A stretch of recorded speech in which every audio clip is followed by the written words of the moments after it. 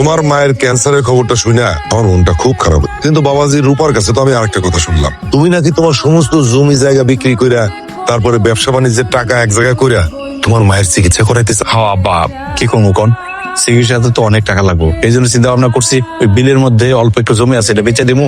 তারপর আমি যে ব্যবসা করতেছি, ব্যবসায় যত টাকা পয়সা লাগানো আছে সবকিছু মিলায় তারপর মার চিকিৎসা করানো, এছাড়া তো আর উপায় নেই। তোমার কি মাথা খারাপ হয়ে গেছে? তুমি কি পাগল হয়ে যাইতেছো না? তুমি যদি তোমার সমস্ত জমি জায়গা বিক্রি করে ফেলো আর ব্যবসার টাকা নষ্ট করে ফেলো, তাহলে তোমার কিছু থাকবো? রাস্তার ফকিরের সাথে তোমার কোনো পার্থক্য থাকবো? কি করতে চাইতেছেন আব্বা?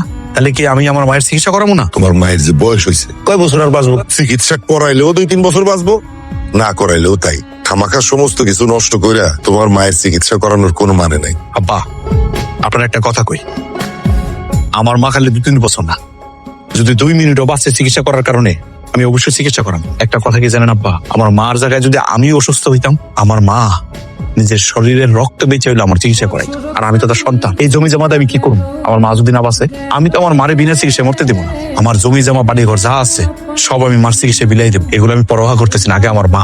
ও বাদান, কি হয়েছে? মা, তুমি কষ্ট করে বেরিয়ে এসে কেন? কি আর হইব, মরণ ব্যাধি রোগ বাদাইছেন। হয়েছেন গরিব মানুষ আর রোগ হয়েছে বড় লোকের।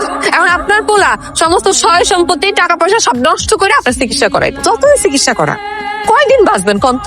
নিজে তো মরবেন আর নিজের পোলারে রাস্তার ভিখারি বানায় রেখেছে। চুপ করো রূপা, কি সব কথাবার্তা বলতেছো? শোনো, আর কোনোদিন আমার মার সাথে এভাবে কথা বলবো না।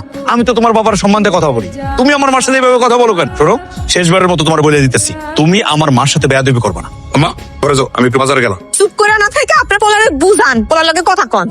ও বাজান, আমার চিকিৎসা করাতে যাইয়া তুমি জমা টাকা পয়সা এসব নষ্ট করিস না। আম্মা, তুমি তো আমার জন্য কম কষ্ট করো নাই।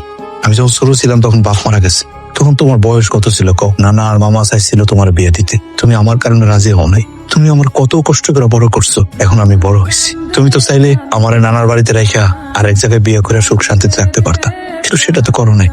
আমার মুখের দিকে তাকায়া সারাটা জীবন পার করে দিলা। আমার জন্য তুমি এত কষ্ট করতে পারলা, আর সন্তান হয়ে আমি তোমার জন্য একটু করতে পারবো না?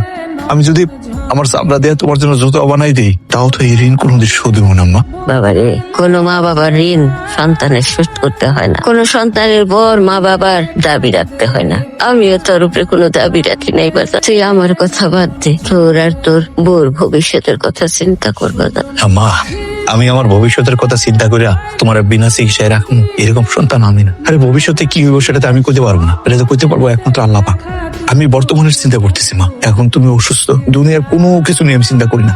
একটাই চিন্তা করতেছি, তোমার কেমনে চিকিৎসা করাবো, কেমনে ভালো ডাক্তার দেখাবো। মা ছাড়া দুনিয়াতে কিছু আছে?